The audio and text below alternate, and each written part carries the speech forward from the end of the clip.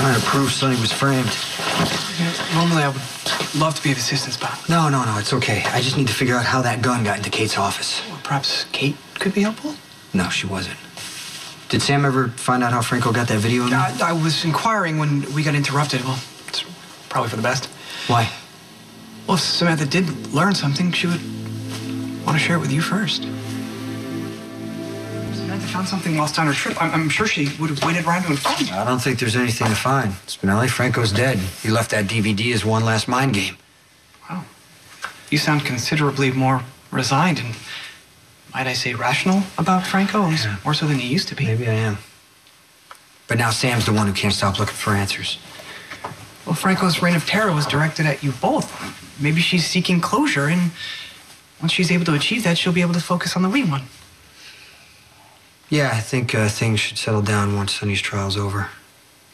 But first, I gotta prove that he's innocent. That's a daunting task. I don't think Sonny has any idea what he's in for.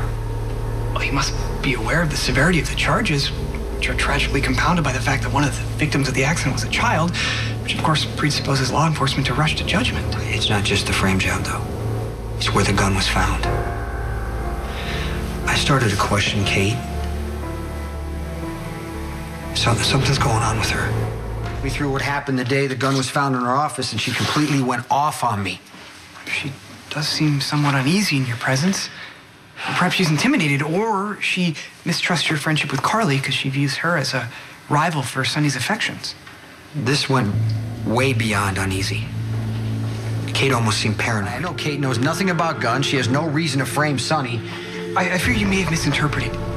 Miss Howard has the unfortunate habit of unloading her frustrations on those undeserving of her wrath. I mean, I've seen her most harsh to Maxie on occasion. Yeah, something had to happen to make her have a meltdown like that. Kate Howard doesn't need a particular reason to melt down. I've seen her erupt on Maxie and Lulu for something as petty as not getting a client on the phone fast enough. Yeah, but I don't work for Kate. Well, nor do I, but I've incurred the wrath of the Ice Queen on more than one occasion. It was the gun.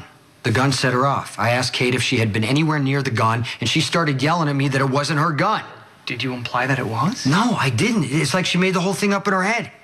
She tore into me. She said that she was always going to be first in Sonny's life. It's like Kate was threatened because I'm trying to prove Sonny was framed. You offended Kate in some way? I mean, she seemed fine when I got there. Then she was a little tense. She was trying a little hard. She got a little jumpy about some books she was reading. She tried to hide under a bunch of files on her desk. Well, that's curious. And then Kate, she made it a point to ask me how I was and congratulate me about the baby. But as soon as I asked about the gun, she got defensive and things only got worse from there. Perhaps she's overwhelmed by recent events and just took it out on the nearest available target. So it was just wrong place, wrong time. But why did asking about the gun set her off? Do you think Kate knows more than she's saying? Oh, maybe Kate's trying to hide something. She flipped out on purpose as a diversion. Yeah, but it seems unlikely that she would withhold information that could exonerate Sonny. Unless she thinks she's protecting him. We do only have Sonny's word that he didn't cause the accident. Look, just given Sonny's ire for Anthony Zakara and previous actions, I can understand that some would have cause for concern. Okay, but Sonny didn't cause the accident. All right, let's get that straight. But if Kate thinks he did, then she also thinks the gun belongs to him. Well, that would explain emotional turmoil. I mean, she would be conflicted, loving Sonny, fearing that he's guilty. Yeah, she wasn't acting afraid. It was more like she was defensive, like she was the guilty one. The whole thing just doesn't make any sense. Much like Maximista's confession. Hey, Alexis is a good lawyer. She's going to find a way to get Maxie's confession thrown out. Well, it's too late. She pled guilty. Is she going to prison? If I can't find the real killer of Lisa Niles before the sentencing. Well, how long do we have? Well, they haven't set a date yet, and I assume the commissioner will stall as long as possible. Okay, then we have some time. Let me look at the file. No, look, I've already declined your kind offer of assistance, okay? That's before Maxie pled guilty. Yeah, I know, and as much as I would love your help, you have to focus on exonerating Sonny. Are you sure? In fact, I think I know just where I need to go to get the assistance I need.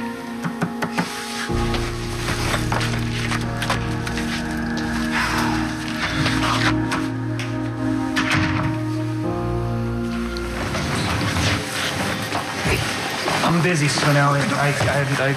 I come in peace and to offer a proposal. What do you want? We must join forces to save Maxie.